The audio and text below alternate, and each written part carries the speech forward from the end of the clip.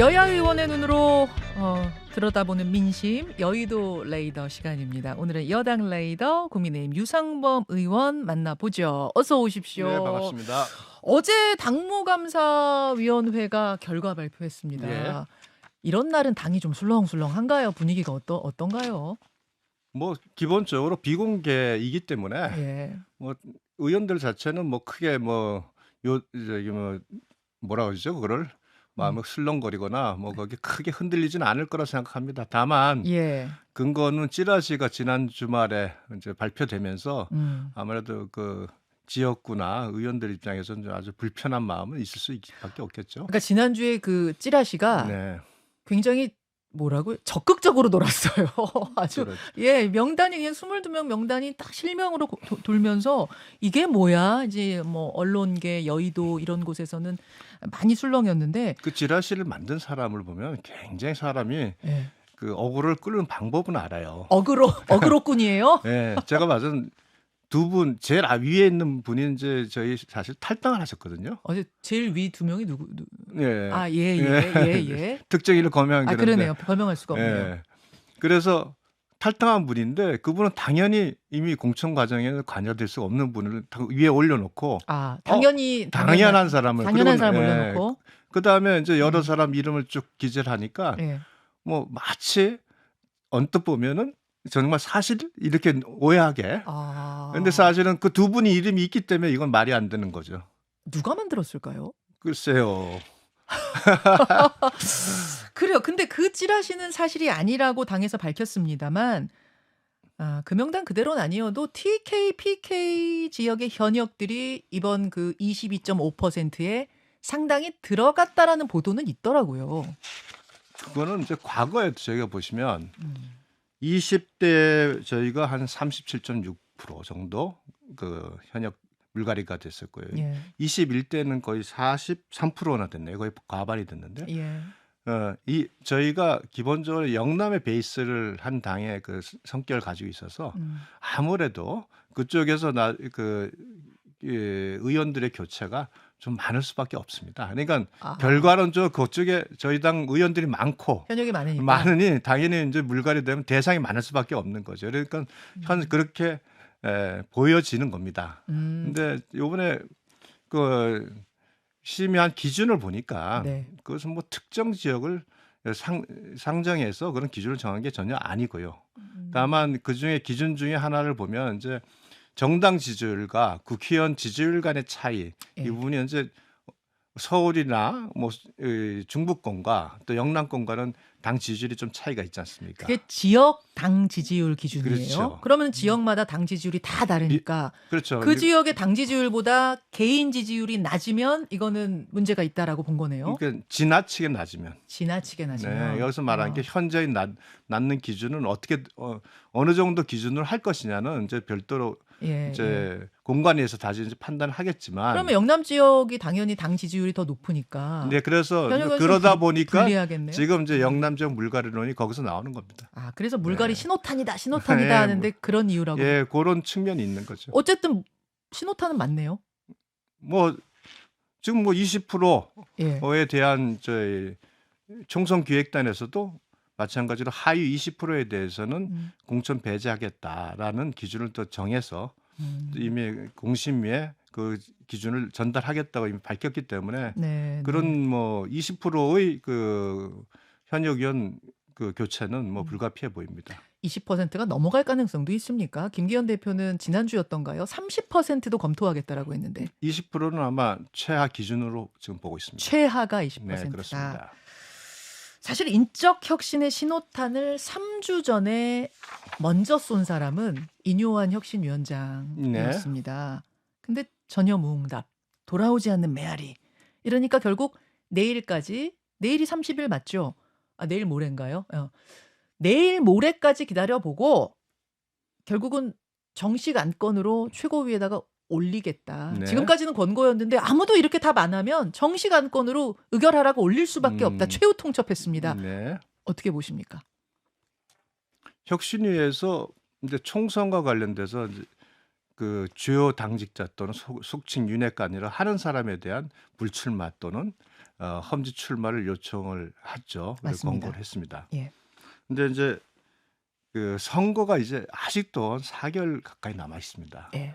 모든 그 총선 불출마든 험지 출마든 이와 같은 중요한 그 이벤트 또 중요한 그 어떤 이 사회에 영향력을 주는 그런 것은 시기가 있고 또 그것이 효과를 가질 수 있는 시간이 필요합니다. 근데 지금 이렇게 혁신위에서는 굉장히 조급한 것 같아요. 혁신위의 활동에 대해서 혁신을 지나 이제 그 본인들의 어떤 존재 가치를 보여주기 위한 측면도 있어 보이는데 그런 시점은 굉장히 정교하게 판단을 해야 되는데 예. 지금 본인들의 활동 기간 중에 성과를 내기 위한 어떤 조급함이 보이지 않나 이렇게 생각을 합니다. 그럼 최후 통첩하고 내일 모레까지 아무 발언 없으면 이거는 최고위의 의결 건의하겠다. 의결하지 않으면 자진 사퇴할 수도 있다라는 이야기까지 지금 흘러나오고 있는 이 상황에 대해서는 자진 사퇴 얘기는 아마 뭐 내부적으로 예. 뭐 여러 가지 논의하는 과정에서 좀 와전됐다고 그 안에 혁신위원들도 발표를 한 걸로 알고 있고요. 아니 근데 네. 사실상 만약 지도부가 이거 의결 안 하면 혁신위는 실패했다라고 자체적으로 판단할 수밖에 없고 그러면 혁신위의 활동 중에서 예. 이게 한 그 주제에 불과합니다. 지금 혁신위가 제안한 좋은 내용들이 많습니다.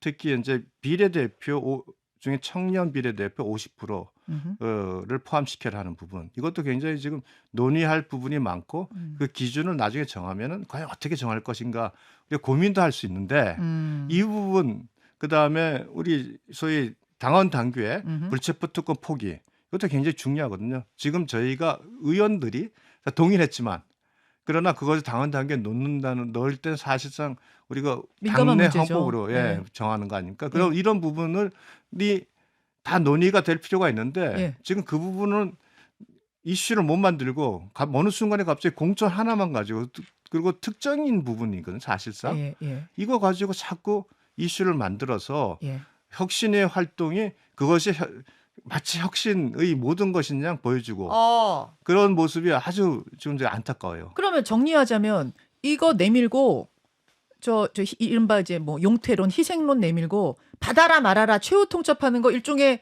월권이라고 보세요? 저는 그 현 상황에서는 월권적 성격이 강하다고 생각을 합니다. 보고 있으면 혁신위에서는 혁신위는 비대위가 아닙니다. 그리고 혁신의 주제에 대한 정권은 좋지만 혁신위가 그 안을 가지고 최고위의 의결을 요청했을 때 그것을 또 판단하는 것은 최고위에서 별도로 판단하는 건데 지금 최고위의 판단 자체를 혁신위의 제안을 가지고 완전히 구속하겠다고 지금 여론전을 펴고 있는 거 아니겠어요? 여론전. 근데 전권 준다고 했잖아요. 혁신위는 이 정도는 해야지 혁신이라고 우리는 판단한다. 하시라니까요. 혁신위의 의제를 정하고 혁신의 의결하는 것에 대해서 정권을 준다고 했지. 그것이 혁신의 의결이 무조건 다 받아야 되는 강요하는 건 아니죠. 혁신의 추진이 그렇지 않습니까? 그게 비대위가 아니잖아요. 그걸 최고위에다가 지도부에다 강요하는 것이 월권이다. 저는 그렇게 봅니다. 그렇게 보세요. 그럼 지도부가 이거 30일 날 안건 올라온다고 해도 의결 안 할 가능성이 크다고 보세요? 저는 혁신위가 여기서 굉장히 좀 정교하게 판단을 하셔야 된다고 생각하는 게 혁신위가 원하는 것은 당의 변화입니다. 당의 변화하는데 당의 변화 중에 제가 말씀드린 중요한 제도적 변화가 있는데 그 부분도 관철하려는 노력을 해야 되는데 어느 순간에 특정인의 불출마 이것으로 다 몰입이 돼버렸거든요. 왜 그랬다고 보세요? 이거 혹시 윤심 담겨서 그런 건 아니에요? 인유한 위원장이 저는 윤심과는 전혀 관계가 없다고 생각을 합니다. 전혀 관계 없다고 보세요. 윤심은 어디 있습니까? 윤심요. 윤심은 당심에 있습니다. 당심은 어디 있습니까? 그럼 지금 당심은 결국은 국민들께서 원하는 당원들이 원하는 부분이 있는데 제가 봐서는 혁신위가 제안을 하고 시간을 줘야 됩니다.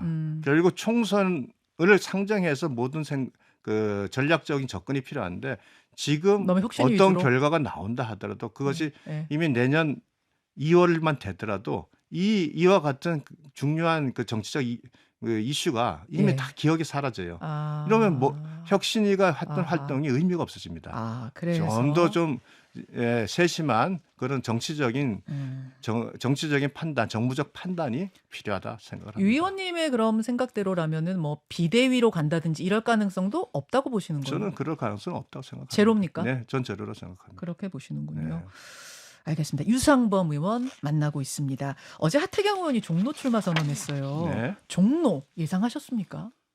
예상 못했습니다. 아, 못하셨어요. 전 종로가 아니라 이제 험지 출마를 하신다고 이제 처음에 딱 깃발을 드셨잖아요. 예. 그래서 적어도 그렇다면 음. 지금까지 우리 당의 그 중요한 지역 이름임에도 불구하고 한 번도 당선되지 않거나 또는 우리가 과거에 그 당선을 했다가 상당 기간 빼앗긴 그런 데서 3선 다선자로서 한번 그 경쟁력을 보이겠다는 거로 생각을 했지. 아, 그 초선 의원이 있는 자리에 본인이 최재형 의원. 네, 그렇습니다. 그러니까 우리가 다선자에게 험지 출마를 요청한다는 것은 다선자의 역량과 경륜으로서 그 우리가 잃었던 실질을 회복해 달라는 것이 험지 출마가 갖고 있는 기본 생각인데 지금 종로를 가면 결국은 본인이 당선되더라도 결국 플러스 마이너스 제로거든요.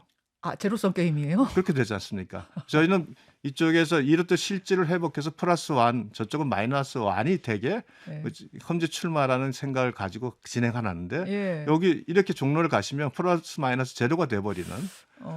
아니 근데 하태경 의원은 정치 1번지를 사수하는 게 굉장히 중요하고 그 말씀의 뒤에는 최재형 의원으로 이제 확실히 붙는다는 뭐 상황 보장이 안 된다는 뭐 그런 의미도 담겨 있는 것 같아요. 그러니 내가 도전하겠다. 네, 하태경 의원으로도 보장되는 건 없죠.